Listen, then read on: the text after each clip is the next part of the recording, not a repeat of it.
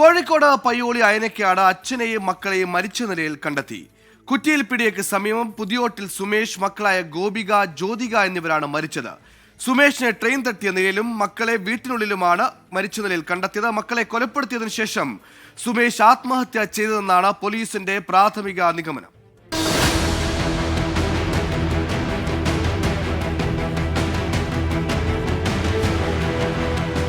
ഇന്ന് രാവിലെ 8 മണിക്കാണ് കുറ്റിയിൽ പീടികയ്ക്ക് സമീപം റെയിൽവേ ട്രാക്കിൽ സുമേഷിന്റെ മൃതദേഹം കണ്ടെത്തിയത്.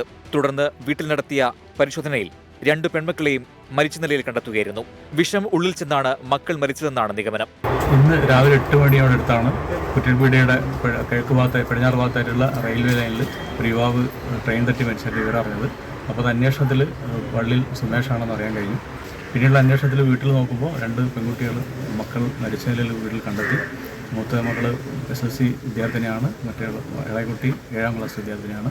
10ാം ക്ലാസ്സിലും 7ാം ക്ലാസ്സിലുമാണ് ഗോപികയും ജ്യോതികയും പഠിക്കുന്നത്. 2 വർഷം മുൻപ് കോവിഡ് ബാധിച്ച് സുമേഷിന്റെ ഭാര്യ മരിച്ചിരുന്നു. ഇൻക്വസ്റ്റ് നടപടികൾ പുരോഗമിക്കുകയാണ്. 24 കോഴിക്കോട്. സംഭവം നടന്ന അയനിക്കാട് നിന്ന് മിഥില ബാലൻ ചേരുന്നു. മിഥില, ഈ പോലീസിന്റെ പ്രാഥമിക നിഗമനം ഗൃഹനാഥൻ ഈ മക്കളെ കൊലപ്പെടുത്തിയ ശേഷം ആത്മഹത്യ ചെയ്തു എന്നുള്ളതാണ്.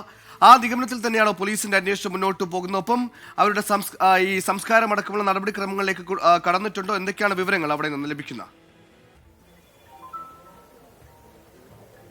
സുഹേൽ, ഏറ്റവും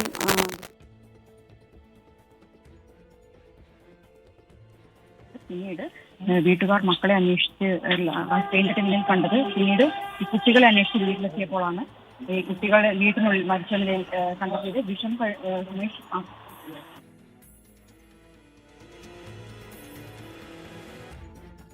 കോഴിക്കോട് പയ്യോളി അയനിക്കാടാണ് അച്ഛനെയും മക്കളെയും മരിച്ച നിലയിൽ കണ്ടെത്തിയത്. കുറ്റിപ്പിടിയയ്ക്ക് സമീപം പുതിയോട്ടിൽ സുമേഷ്, മക്കളായ ഗോപിക, ജ്യോതിക എന്നിവരാണ് മരിച്ചത്. ഇതിൽ സുമേഷിന്റെ മൃതദേഹം റെയിൽവേ ട്രാക്കിൽ ട്രെയിൻ തട്ടിയ നിലയിലാണ് കണ്ടെത്തിയത്. ഇതിനുശേഷം വീട്ടിൽ നടത്തിയ പരിശോധനയിൽ 2 മക്കളുടെയും മൃതദേഹങ്ങൾ അല്ലെങ്കിൽ 2 മക്കളെയും വീട്ടിൽ മരിച്ച നിലയിൽ കണ്ടെത്തുകയായിരുന്നു. മിഥില ബാലൻ അയനിക്കാടും ചേർന്നു. മിഥില, ഈ കുടുംബത്തിൽ ഏതെങ്കിലും തരത്തിലുള്ള പ്രശ്നങ്ങൾ ഉള്ളതായോ, ഇത്തരത്തിലൊരു ആത്മഹത്യയിലേക്കും കൊലപാതകത്തിലേക്കും ഒക്കെ കടക്കാനുള്ള ഒരു പ്രേരണ സംബന്ധിച്ച് എന്തെങ്കിലും വിവരങ്ങൾ നമുക്ക് ലഭ്യമാണോ? സംസ്കാര നടപടികൾ തുടരുകയാണ്. സ്വാഭാവികമായി നാടിന്റെ ഒരു വിങ്ങലായിരിക്കും ഒരു കുടുംബത്തിലെ 3 പേർ ഒരേ ദിവസം മരണപ്പെടുന്നത്. എന്തൊക്കെയാണ് വിവരങ്ങൾ? സൂചിപ്പിച്ചതുപോലെ തന്നെ ഒരു നാടൊന്നാകെ സങ്കടപ്പെട്ട് നിൽക്കുന്ന ഒരു കാഴ്ചയാണ് ഈ ഒരു അയനിക്കാട്ടിലെ വീട്ടിൽ നിന്നും കാണാൻ കഴിയുന്നത്.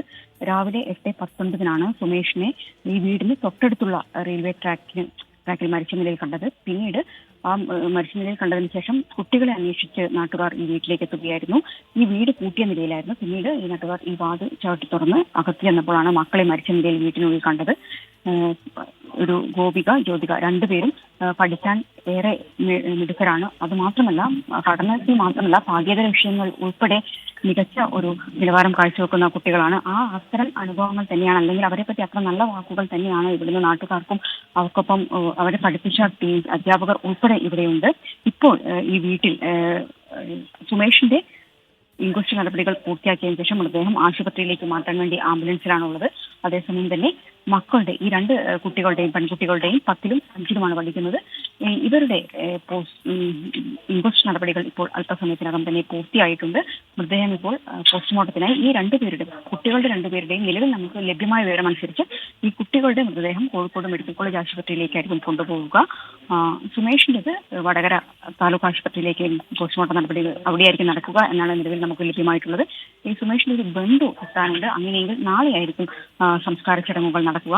പോലീസിന്റെ ഒരു നിഗമനം എന്നത് ഈ 2 കുട്ടികൾക്കും വിഷം നൽകിയതിനു ശേഷം സുമേഷ് ആത്മഹത്യ ചെയ്തു എന്ന ഒരു നിഗമനത്തിൽ തന്നെയാണുള്ളത്.